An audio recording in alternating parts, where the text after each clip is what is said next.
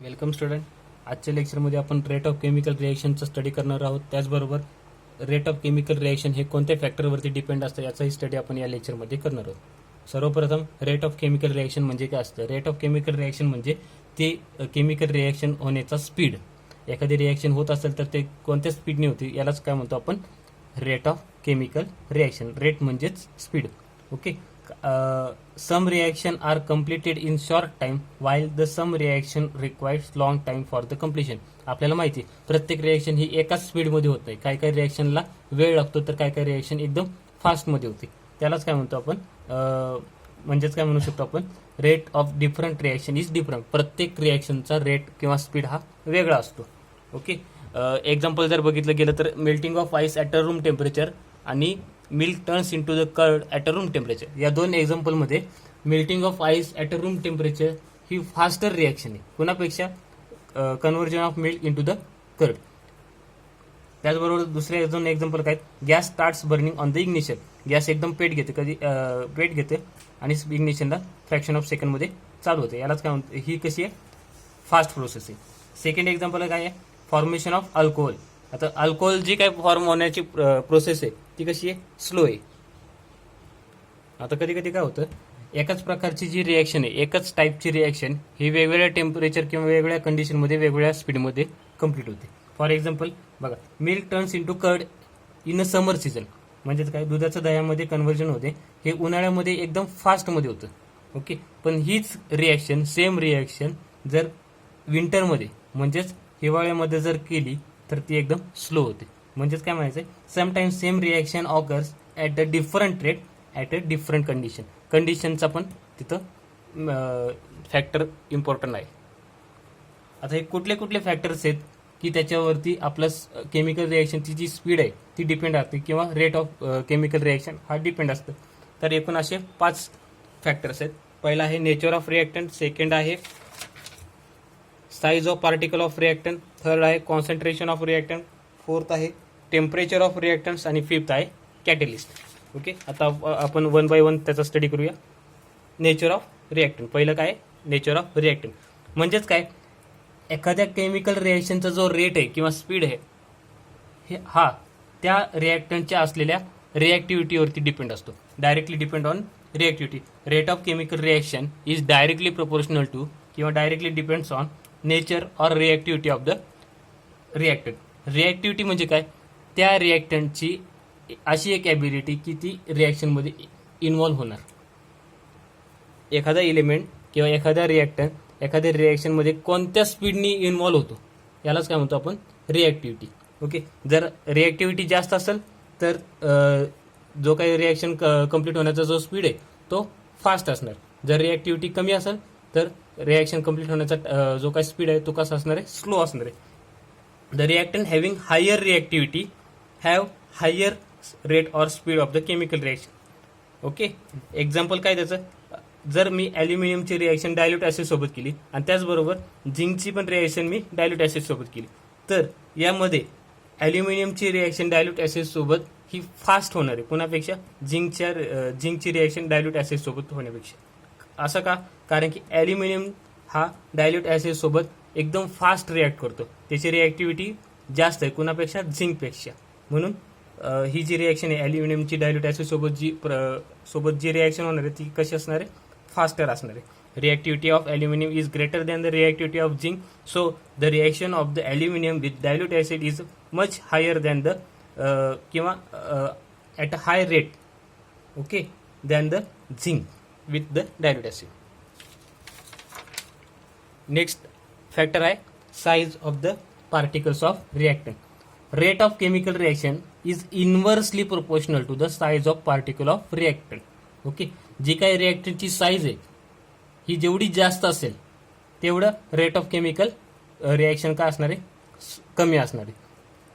Size of reactant जो काय जेवढं साईज त्याची लहान असेल तेवढा rate of chemical reaction he fast असणार आहे किंवा स्पीड ऑफ रिॲक्शन ही कशी असणार आहे? फास्ट असणार आहे. If the size of the particles of the reactant is smaller, रिॲक्टंटची साईज स्मॉलर असेल जेवढी तेवढी रिॲक्शन कम्प्लीट होण्याचा जो स्पीड आहे तो कसा असणार आहे? फास्ट असणार आहे.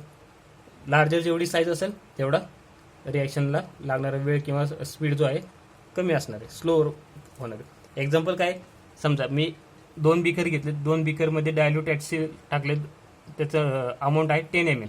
ओके, आता फक्त काय केलं मी, एका बीकरमध्ये शहाबाद टाईलची पावडर टाकली आणि दुसऱ्या बीकरमध्ये शहाबाद टाईलचे तुकडे टाकले, पीसेस टाकले.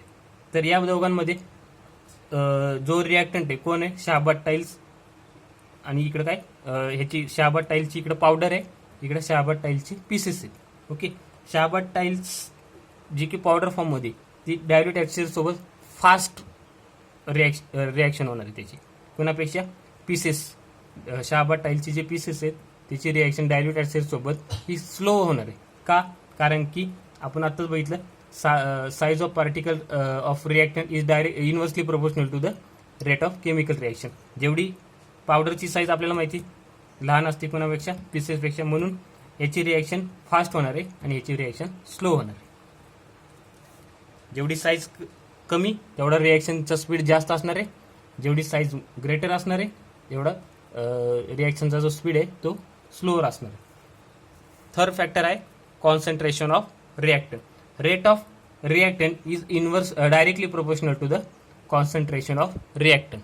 ओके, आता कॉन्सन्ट्रेशन म्हणजे काय असतं, कॉन्सन्ट्रेशन म्हणजे काय, त्या रिॲक्टंटची असलेली पॉवर.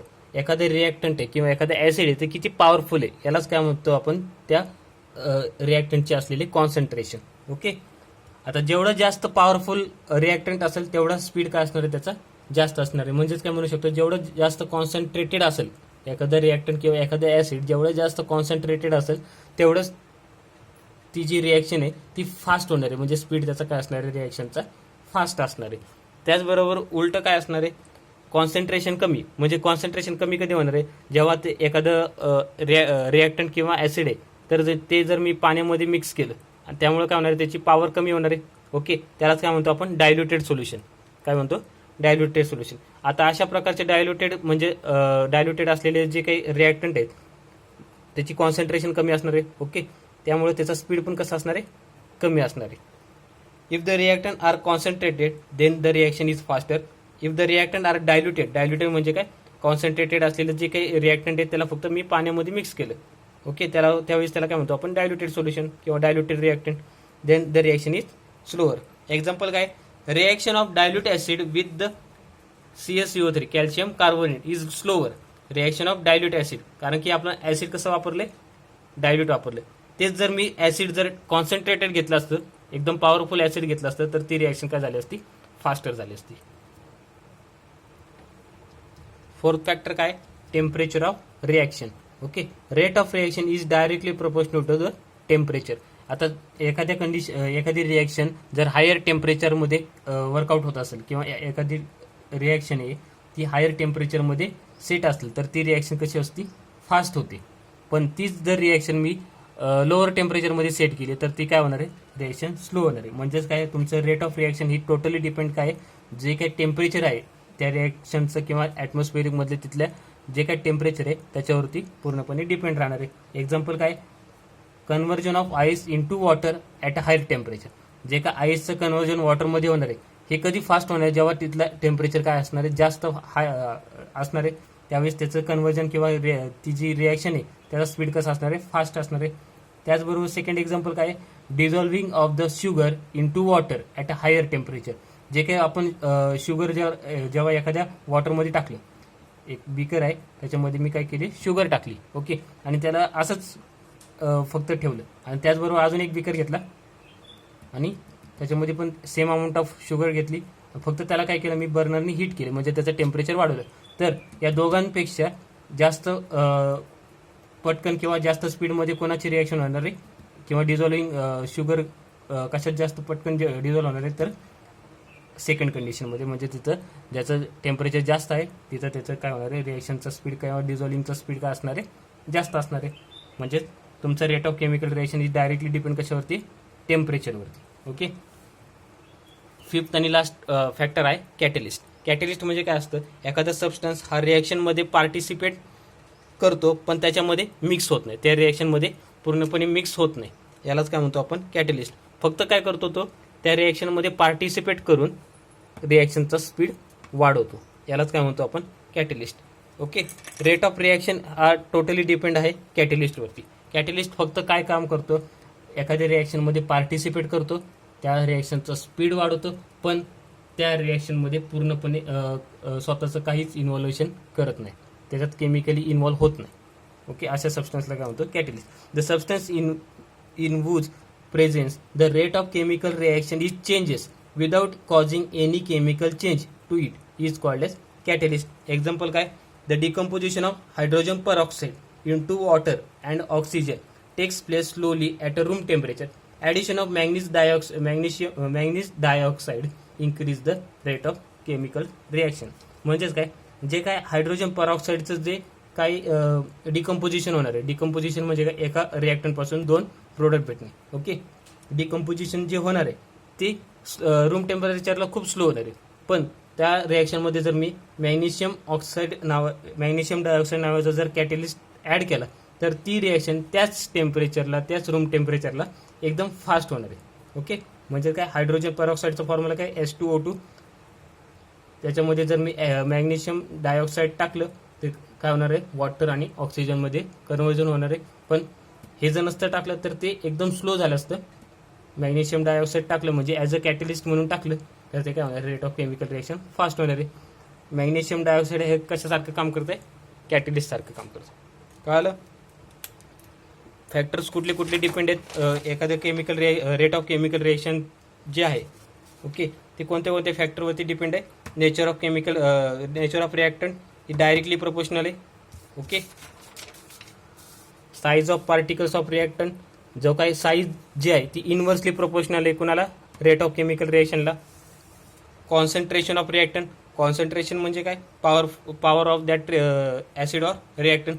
जेवढं जास्त पॉवर असेल किंवा जास्त कॉन्सन्ट्रेटेडचं ॲसिड असेल तेवढं rate of chemical reaction higher असणार आहे.